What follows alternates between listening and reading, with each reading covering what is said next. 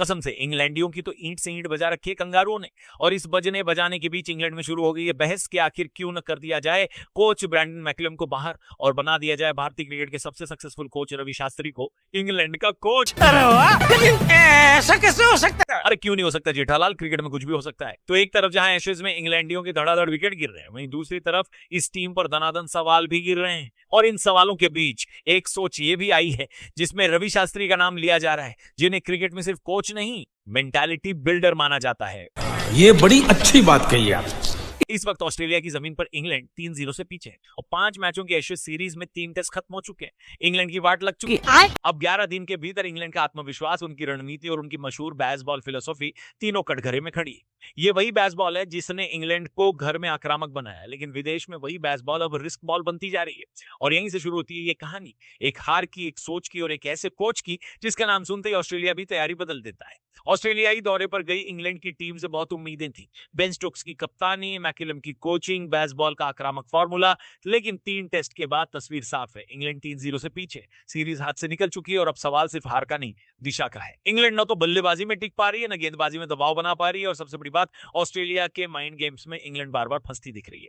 यहीं से आलोचना शुरू हुई और आलोचना का पहला नाम बना मैकलम। ब्रेंडन मैकलम को इंग्लैंड ने एक क्रांतिकारी सोच के साथ चुना था, fearless cricket, result oriented approach और ऑपोजिशन को सरप्राइज में डाल देने वाला माइंडसेट। लेकिन ऑस्ट्रेलिया में वही फियरलेस क्रिकेट अब केयरलेस लगने लगा है। बेन स्टोक्स और मैकलम की रणनीति पर सवाल उठ रहे हैं।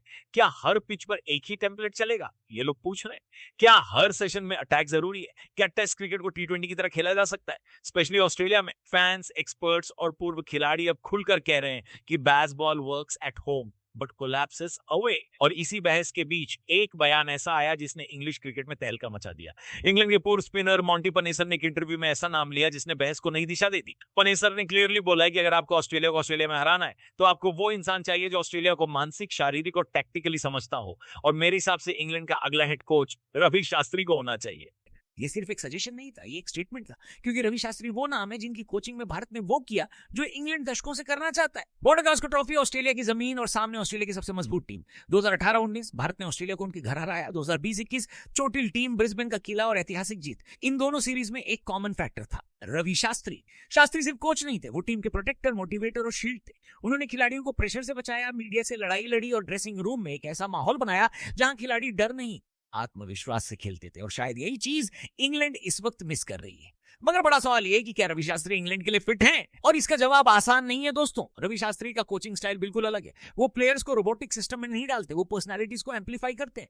विराट के एग्रेसिव एरा में, अजिंक्य रहाणे की काम लीडरशिप में और रोहित शर्मा की बैलेंस्ड अप्रोच में शास्त्री हर कप्तान के साथ अडेप्ट हुए। और यही अडेप्टेबिलिटी इंग्लैंड को चाहिए, जहां बेन स्टोक्स का एग्रेशन है लेकिन उसे स्ट्रक्चर चाहिए, जहां टैलेंट है लेकिन टैक्टिकल क्लैरिटी नहीं है। अगर रवि शास्त्री इंग्लैंड के कोच बनते हैं तो सबसे बड़ा सवाल होगा कि क्या बेसबॉल बचेगा? शायद पूरा नहीं, लेकिन इवॉल्व जरूर करेगा। शास्त्री एक्सट्रीम एग्रेशन के खिलाफ नहीं है, लेकिन वो टाइमिंग और सिचुएशन के बड़े बिलीवर हैं। उनका मानना है कि intensity without intelligence is chaos. और ऑस्ट्रेलिया में इंग्लैंड फिलहाल उसी केओस में फंसी दिख रही है।